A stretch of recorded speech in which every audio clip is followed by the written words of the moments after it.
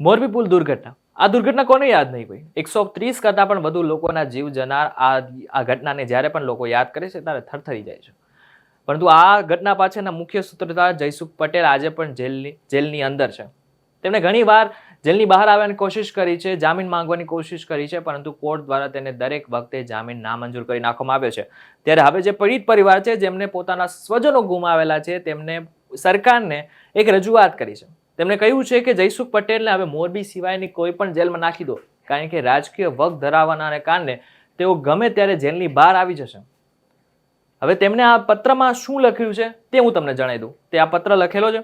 તેમને ગૃહમંત્રીને, મુખ્યમંત્રી સહિતને દરેકને વ્યક્તિને આ પત્ર પહોંચાડેલો છે અને કહ્યું છે કે વડાપ્રધાને કહ્યું હતું કે આ જે ઘટના છે તેની પાછળ જેટલા પણ લોકો જવાબદાર હશે તેને બક્ષવામાં નહીં આવે. તેમણે આગળ એમ પણ કહ્યું હતું કે લખેલું છે કે આ ન્યાય આપવાનું આશ્વાસન આપેલું હતું, પરંતુ આ આશ્વાસન ક્યાંક ને ક્યાંક ગૃહ રાજ્યમાં ક્યાંક ને ક્યાંક વિસરાઈ રહ્યું છે. હાલ ચાલી રહેલી વિવિધ કોર્ટ કાર્યવાહીમાં તપાસ કરતા એજન્સી દ્વારા આ ઝૂલતા પુલ દુર્ઘટના માટે જવાબદાર મુખ્ય આરોપી જયસુખ પટેલ મોરબીમાં છે. આ મોરબીને મોરબી સેશન્સ કોર્ટમાં કોર્ટ કાર્યવાહી દરમિયાન ઘણીવાર ખાનગી વાહનોમાં લઈ જવામાં આવે છે એવું અમારા ધ્યાન આવ્યું છે.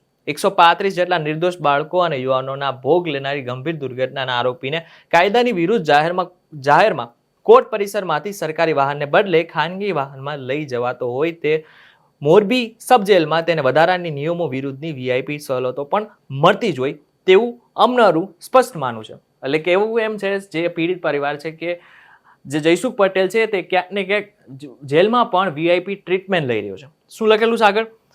અમને એવી આશંકા છે કે આરોપી પોતાની રાજકીય વગનો ઉપયોગ કરી જેલ પરિસરમાંથી બહાર ગમે ત્યારે આવી જઈ શકે છે એવી સુવિધા પણ અપાઈ રહી છે, જેથી જેલ પરિસરના છેલ્લા કેટલાક 3 માસના સીસીટીવી ફૂટેજ ચેક કરવામાં આવે એવી અમારી વિનંતી છે. આરોપી જયસુખ પટેલ આર્થિક, રાજકીય અને સામાજિક રીતે ખૂબ જ પ્રભુત્વ ધરાવતો વ્યક્તિ છે, જે બાબતથી આપ પણ અવગત હશો જ. સ્થાનિક અમુક પોલીસ અધિકારી અથવા જેલ તંત્રના અધિકારીઓ પણ પરોક્ષ રીતે તેને મદદ કરી રહ્યા હોય અથવા વીઆઈપી સવલત પૂરી પાડી રહ્યા હોય તેવું અમને લાગી રહ્યું છે. અમારા અમુક પીડિત પરિવારોને પણ આ આરોપીઓના મળતિયાઓ દ્વારા આરોપી વિરુદ્ધમાં કોર્ટ કાર્યવાહીમાં ન જોડાવા માટે અને આરોપીની તરફેણમાં બોલવા માટેના પ્રયત્નો થઈ રહ્યા છે. ઝૂલતા પુલ દુર્ઘટના એ જ્વલતે બનતી દુર્ઘટના છે.